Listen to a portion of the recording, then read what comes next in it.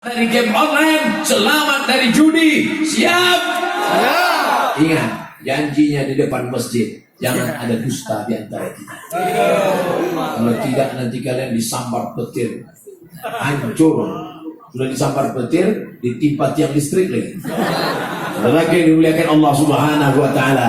Anak muda mesti kita jaga. Benteng terakhir anak muda adalah masjid. Maka masjid yang sudah bagus, sudah cantik, sudah indah, mesti ada dibuat komunitas remaja masjid. Alhamdulillah, di beberapa tempat saya dibawa oleh remaja masjid. Kenapa remaja masjid mengamuk? Kalau ada anak remaja masjid ribut-ribut, memang anak muda itu begitu, ribut dia. Beda sama orang tua, tenang aja, rupanya tidur. Anak-anak muda memang semangat dia. Lebih baik orang tua semangat muda daripada anak muda casingnya isinya panti jompo.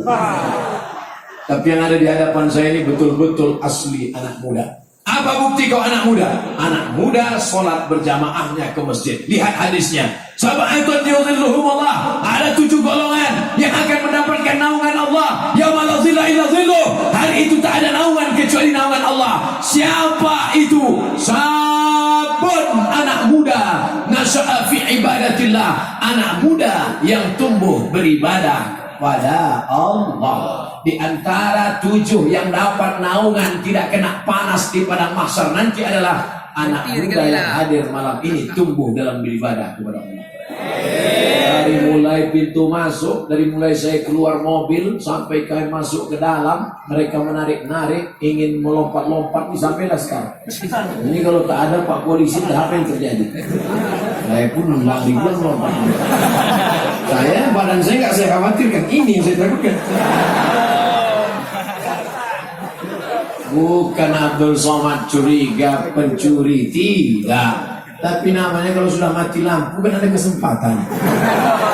Saudara yang dimuliakan Allah Subhanahu wa Ta'ala, siapa yang merekam ceramah Abdul Somad menguploadnya ke YouTube? Anak muda.